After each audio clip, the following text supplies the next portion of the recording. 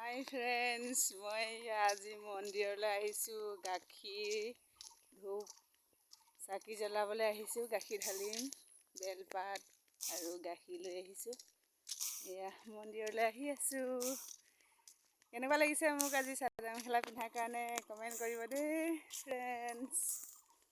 এয়া আজি চাদৰ মেখেলা পিন্ধি একদম ধুনীয়াজনী হৈ আহিছোঁ। এয়া আহি আছোঁ এতিয়া মন্দিৰলৈ, পামগৈ আৰু অলপ দূৰ আছে। আজি মই চাদৰ মেখেলা পিন্ধিছোঁ। এইফালে আমাৰ দেহাহঁতৰ স্কুলৰ পৰা আহি আছোঁ। এইটো এটা দেহাহঁতৰ স্কুলৰ ৰাস্তা। এইফালে এতিয়া গৰম বন্ধ, স্কুল বন্ধ হৈ আছে।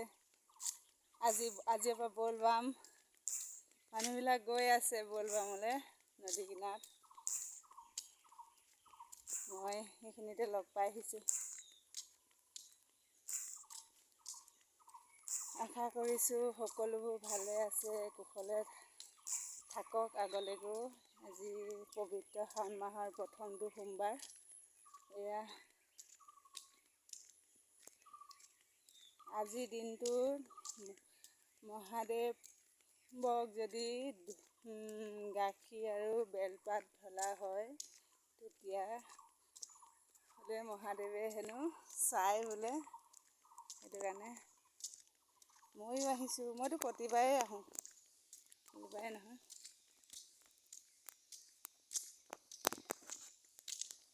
মহাদেৱৰ আশীৰ্বাদ থাকে গাখীৰ ঢালিলে। গাখীৰ ঢালি ওম নমঃ শিৱায় জপটো কৰিব লাগে। তেতিয়া মহাদেৱৰ ভাল পায় মহাদেৱে। আৰু এই পবিত্ৰ শাওণ মাহৰ দিনটোত মানে সোমবাৰ দিনটোত কোনে কোনে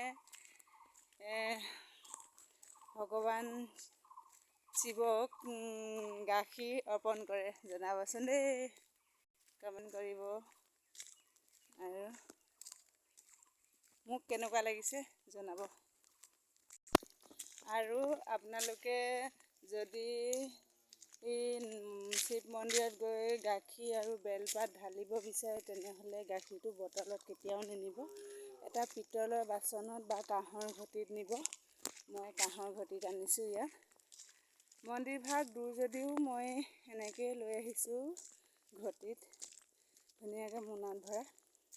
আপোনালোকেও তেনেকৈয়ে নিব। বটলত কেতিয়াও গাখীৰ নাঢালিব। মহাদেৱ শিৱই ভাল নাপায়। তেওঁ সদায় পিতলৰ বা কাঁহৰ বাচনহে ব্যৱহাৰ কৰিলে ভাল পায়। আজি সোমবাৰ দিনটোত মোৰ ফ্ৰেণ্ডছসকল কোন কোননো গৈছে মন্দিৰ ভাগলৈ জনাব দেই।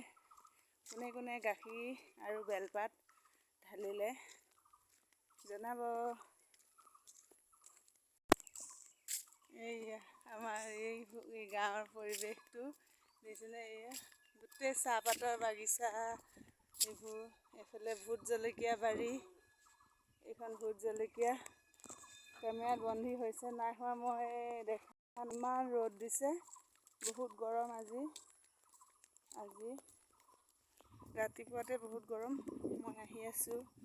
এয়া চজিনা গছ, এয়া এখন চাহৰ বাগিচা, এয়া চাচি গছ, এয়া চাচি গছ। মানুহ নামঘৰত আছে, পূৰা কাম কৰি আছে। সকলো মানুহ আহে মন্দিৰ ভাগলৈ। ময়ো আহিছোঁ আজি এইভাগ মন্দিৰলৈ। আহি মন্দিৰ ভাগ পালোহি। ইমানতে ভিডিঅ'টো সামৰণি। বাই।